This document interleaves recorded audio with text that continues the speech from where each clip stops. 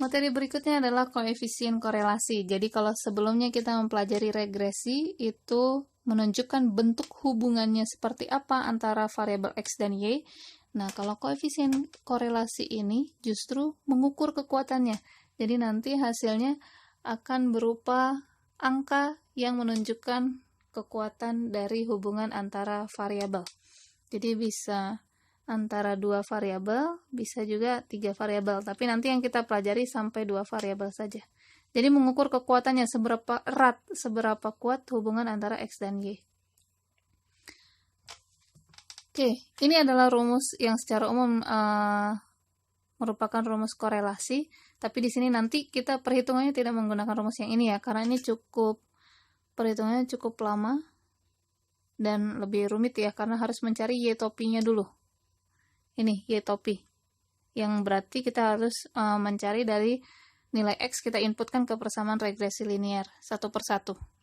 Tapi kita perhatikan dulu nilai yang ininya, bahwa nanti nilai korelasi atau yang dinotasikan dengan huruf R ini, itu dia akan bernilai di antara -1 sampai 1.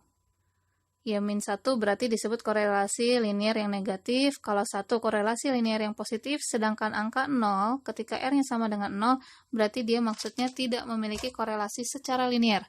Bisa jadi tidak memiliki korelasi sama sekali, atau bisa jadi berkorelasi, tapi bukan linear atau non-linear. Ini sifat-sifatnya. Seperti yang tadi disampaikan, bahwa korelasi itu bernilai di antara -1 sampai 1. Ya, notasinya adalah R. Kalau agak buram silakan dibaca sendiri di file yang sudah di-share ya. Jika R-nya sama dengan 0, berarti antara variabel yang kita observasi, misal X dan Y, itu tidak ada hubungan linear sama sekali. Ketika R-nya sama dengan 0, itu menunjukkan bahwa bahwa tidak ada hubungan linear. Tadi bisa hubungannya non-linear, atau bahkan bisa jadi tidak ada hubungan sama sekali. Dan kalau mendekati 0, berarti hubungan linearnya sangat lemah.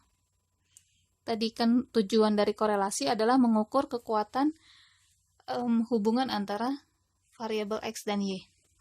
Jika R-nya mendekati 1, berarti hubungan linear X dan Y-nya sangat kuat. Sekarang kajian bahwa kenapa ada nilai negatif, kenapa ada nilai positif. Jadi ini sifatnya mirip dengan nilai B pada persamaan regresi linear.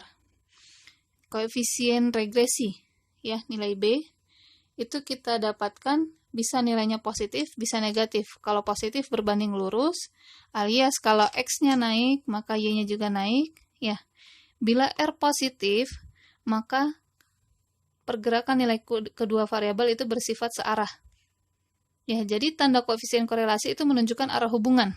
Apakah arahnya sama-sama naik, sama-sama turun, alias berbanding lurus, atau justru sebaliknya, ini ya, arah yang berlawanan.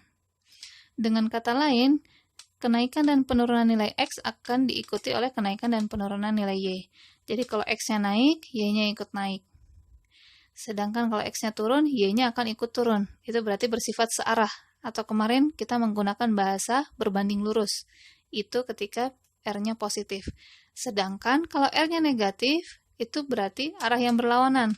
Kalau kemarin kita menggunakan istilah berbanding terbalik.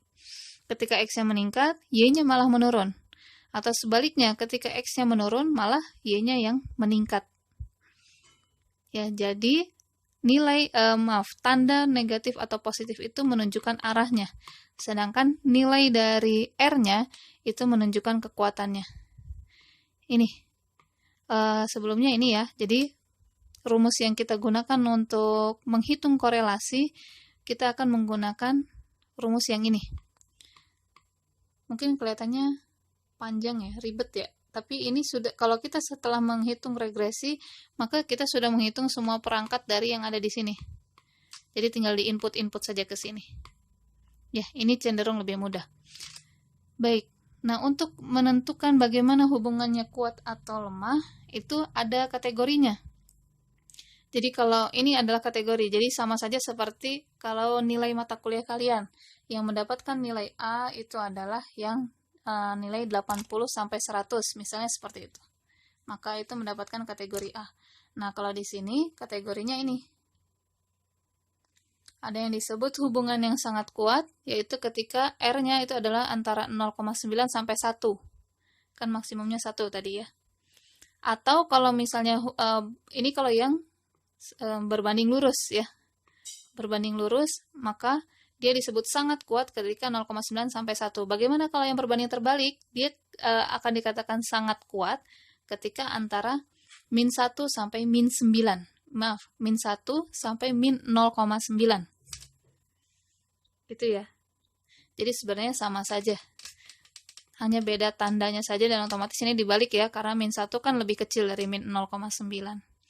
Dan berikutnya, antara 0,7 sampai 0,9 kategorinya disebut hubungan kuat. Untuk yang berbanding terbaliknya dari min 0,9 sampai min 0,7 disebutnya hubungan kuat. Sedangkan kalau yang netral atau disebut hubungan moderat, itu antara 0,5 sampai 0,7. Atau ini, min 0,7 sampai min 0,5.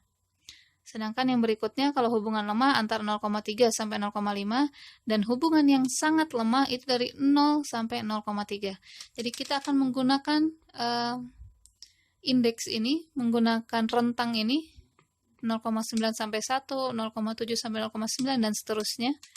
Ini disebut yang sangat kuat, ini yang disebut kuat, untuk memberikan kategori terhadap hasil koefisien korelasi yang kita dapatkan. Misalnya kita dapat R-nya setelah dihitung menggunakan rumus ini ternyata mendapatkan 0,85. Berarti dia masuk kategori yang 2. Ada di antara 0,7 sampai 0,9. Berarti hubungannya kuat.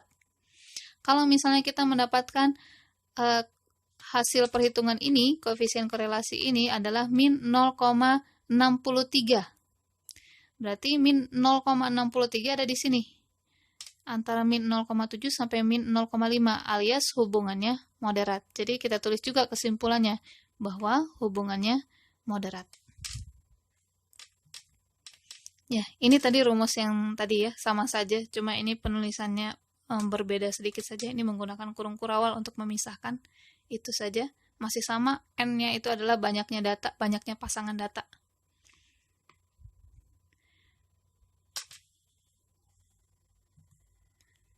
Ya, berikutnya akan kita bahas tentang contoh perhitungan koefisien korelasi.